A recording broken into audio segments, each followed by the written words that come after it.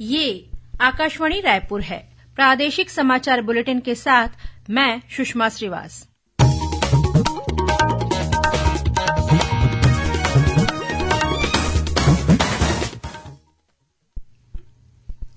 और अब पेश है आज के मुख्य समाचार।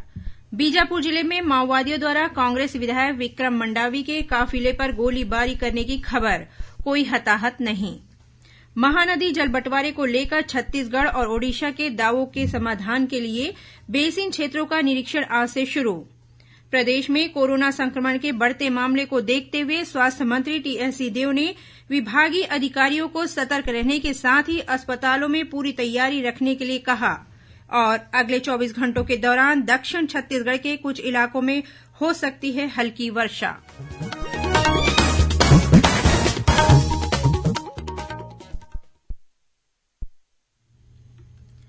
अब समाचार विस्तार से।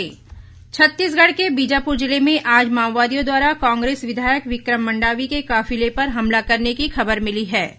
हमारे संवाददाता ने खबर दी है कि मंडावी जब गंगालूर हाट बाजार में नुक्कड़ सभा कर वापस लौट रहे थे, तभी माओवादियों ने श्री मंडावी के काफिले में शामिल जिला पंचायत सदस्य पार्वती कश्यप के वाहन में फायरिंग की। यह घटना बीजापुर से थोड़ा पहले पद्देड़ गांव के नजदीक हुई है। विधायक श्री मंडावी सहित काफिले में शामिल सभी लोग सुरक्षित बताए जा रहे हैं।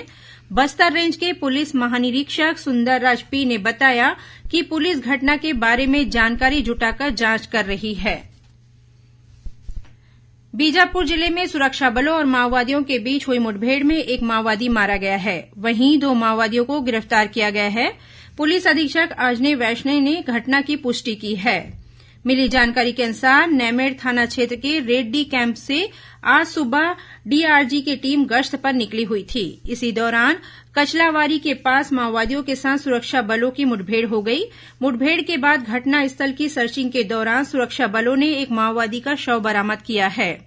मौके से 2 लोग घायल माओवादियों को गिरफ्तार किया गया है। इसी जिले में बड़े तुंगाली नाला के पास माओवादियों द्वारा लगाए गए आईईडी की चपेट में आने से डीआरजी का एक सहायक आरक्षक घायल हो गया, जिसे इलाज के लिए बीजापुर जिला अस्पताल लाया गया है। वहीं नारायणपुर जिले के छोटे डोंगर थाना क्षेत्र में राजपुर के जंगल से सुरक्षा बलों ने माओवादियों द्वारा लगाया गया 5 किलो का आईईडी बरामद किया है, जिसे मौके पर ही नष्ट कर दिया गया। महानदी जल बंटवारे को लेकर छत्तीसगढ़ और ओडिशा के दावों के समाधान के लिए बेसिन क्षेत्रों का निरीक्षण आज से शुरू हो गया है।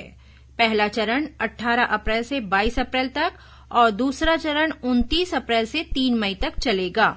इन निरीक्षण में महानदी के उद्गम क्षेत्र से छत्तीसगढ़ राज्य की सीमा और जिला रायगढ़ तक का क्षेत्र शामिल होगा।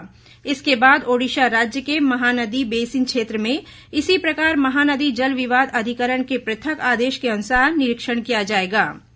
गौरतलब है कि छत्तीसगढ़ और ओडिशा के बीच महानदी के जल बंटवारे को लेकर उपजे विवाद को सुलझाने के लिए सुप्रीम कोर्ट के आदेश पर 3 सदस्यीय महानदी जल विवाद अधिकरण का गठन किया गया है, जिसकी अब तक 36 सुनवाई हो चुकी है। प्रदेश में कोरोना संक्रमण के बढ़ते मामले को देखते हुए स्वास्थ्य मंत्री टीएस सिंहदेव ने स्वास्थ्य विभाग को अलर्ट रहने को कहा है। उन्होंने विभागीय अधिकारियों की बैठक लेकर रोजाना 10,000 सैंपलों की जांच करने के निर्देश दिए हैं। उन्होंने अधिकारियों को कोरोना की जांच, इलाज, इससे बचाव और नियंत्रण के लिए सभी व्यवस्थाओं को दुरुस्त रखने को कहा। उन्होंने अस्पतालों में surgical mask, PPE kit, caps, gloves और N95 मास्क की उपलब्धता के बारे में भी जानकारी ली। स्वास्थ्य मंत्री ने बैठक में कहा कि कोरोना संक्रमित 95% मरीज होम आइसोलेशन में ही उपचार से अभी स्वस्थ हो जा रहे हैं, लेकिन देश और प्रदेश में लगातार बढ़ रही संक्रमण दर को देखते हुए अस्पतालों में भी इसके इलाज और नियंत्रण की तैयारी रखनी होगी। इस बीच कल प्रदेश भर में हुए 5,620 सैंपलों की जांच में 476 व्यक्ति कोरोना संक्रमित पाए गए। रायपुर के इंदिरा गांधी कृषि विश्वविद्यालय का 9वां दीक्षांत समारोह आज आयोजित किया गया। समारोह की अध्यक्षता राज्यपाल विश्वभूषण हरिचंदन ने की। वहीं मुख्य अतिथि के रूप में मुख्यमंत्री भूपेश बघेल उपस्थित थे। समारोह में 5,500 से अधिक विद्यार्थियों को उपाधियां दी गई। वहीं मेधावी विद्यार्थियों को 62 स्वर्ण, 140 रजत और 23 कांस्य पदक प्रदान किए गए। इस दौरान भव्य दीक्षांत शोभायात्रा भी निकाली गई, जिसमें 2,000 से अधिक विद्यार्थी शामिल हुए। रायपुर जिले के चंद्रखुरी स्थित नेताजी सुभाष चंद्र बोस राज्य पुलिस अकादमी में आज 12वें बैच के प्रशिक्षु उप पुलिस अधीक्षकों के लिए दीक्षांत समारोह आयोजित किया गया। इस दौरान 25 प्रशिक्षु उप पुलिस अधीक्षकों ने पासिंग आउट परेड में हिस्सा लिया। मुख्यमंत्री भूपेश बघेल ने दीक्षांत समारोह में परेड की सलामी ली।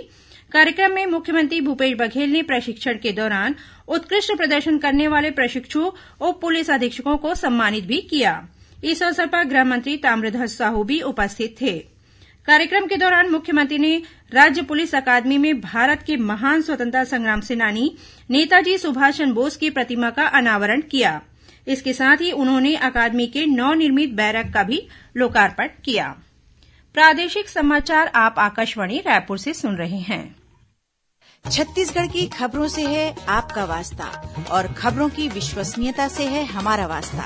आकाशवाणी समाचार रायपुर के प्रादेशिक समाचार बुलेटिन के साथ ही हमारे समसामयिक कार्यक्रम आप रेडियो के अलावा अपने मोबाइल पर भी सुन सकते हैं। आकाशवाणी समाचार फेसबुक, ट्विटर और यूट्यूब पर भी उपलब्ध है। हमारा Facebook page Chhattisgarh news on AIR, Twitter handle CGAIR news और हमारा यूट्यूब चैनल है छत्तीसगढ़ AIR न्यूज। तो अब रेडियो के साथ ही आपके मोबाइल के जरिए भी हम पहुंच रहे हैं आप तक। छत्तीसगढ़ की हर खबर के लिए सुनते रहिए आकाशवाणी समाचार।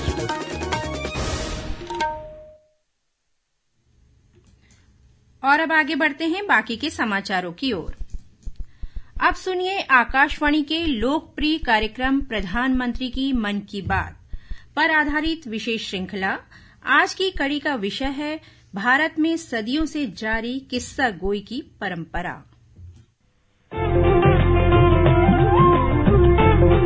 लोग, आवाज और सीधा संवाद, यानी आपके हम सबके मन की बात। जी हाँ, ऐसे ही करोड़ों लोगों से जुड़ जाते हैं हमारे प्रधानमंत्री। हर महीने मन की बात प्रोग्राम के साथ आकाशवाणी पर ये सिलसिला इस महीने यानी अप्रैल में 100वीं कड़ी के साथ जारी रहेगा। इसी विशेष मौके पर मन की बात कार्यक्रम से प्रधानमंत्री के चुनिंदा संबोधनों को फिर प्रस्तुत किया जा रहा है। इस विशेष कार्यक्रम की 67वीं कड़ी में पेश है प्रधानमंत्री का वो संदेश जिसमें उन्होंने लोगों से हैंडलूम अपनाने की अपील की है। महात्मा गांधी की तरह हथकरघा और हस्तशिल्प को बढ़ावा देने के प्रधानमंत्री मोदी भी समर्थक हैं। जब भी मौका मिलता है, लोगों से हैंडलूम को अपनाने की अपील करने से वे नहीं चूकते। उनका कहना है कि जब हम हैंडलूम या शिल्पकारी का कोई सामान खरीदते हैं, तो दरअसल हम एक कारीगर को बढ़ावा देते हैं। 26 जुलाई 2020 को प्रसारित मन की बात कार्यक्रम में उन्होंने कुछ इसी अंदाज में हैंडलूम और शिल्पकारी को बढ़ावा देने की अपील की। भारत का हैंडलूम, हमारा हैंडीक्राफ्ट अपने आप में सैकड़ों वर्षों का गौरवमय इतिहास समेटे हुए है। हम सभी का प्रयास होना चाहिए कि न सिर्फ भारतीय हैंडलूम और हैंडीक्राफ्ट का ज्यादा से ज्यादा उपयोग करें, बल्कि इसके बारे में हमें ज्यादा से ज्यादा लोगों को बताना भी चाहिए। भारत का हैंडलूम और हैंडीक्राफ्ट कितना रीच है, इसमें कितनी विविधता है, ये दुनिया जितना ज्यादा जानेगी उतना ही हमारे लोकल कारीगरों और बुनकरों को लाभ होगा।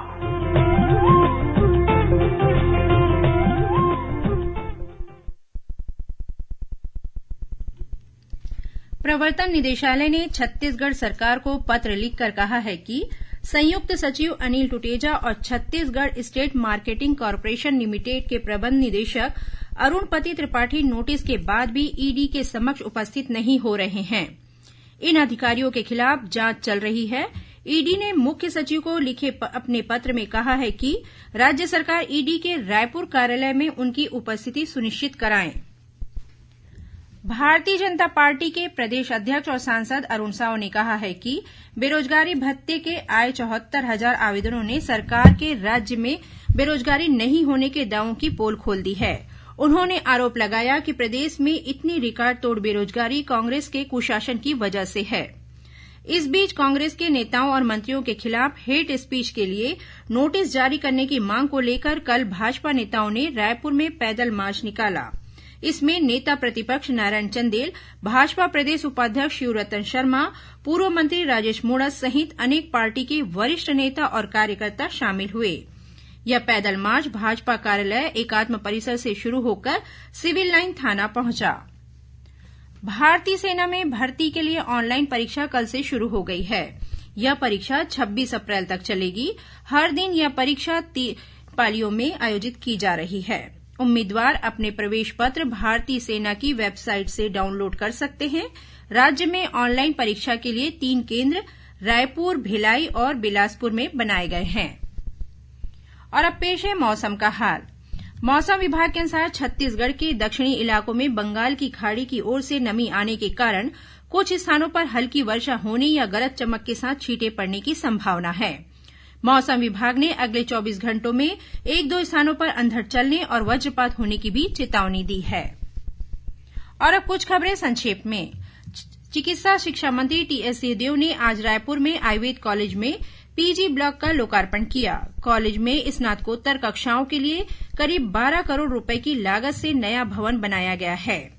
समाज कल्याण मंत्री अनिला भेड़िया ने आज रायपुर में आयोजित एक कार्यक्रम में उत्कृष्ट प्रदर्शन करने वाले राज्य के 15 दिव्यांग खिलाड़ियों को स्पोर्ट्स व्हील चेयर प्रदान की।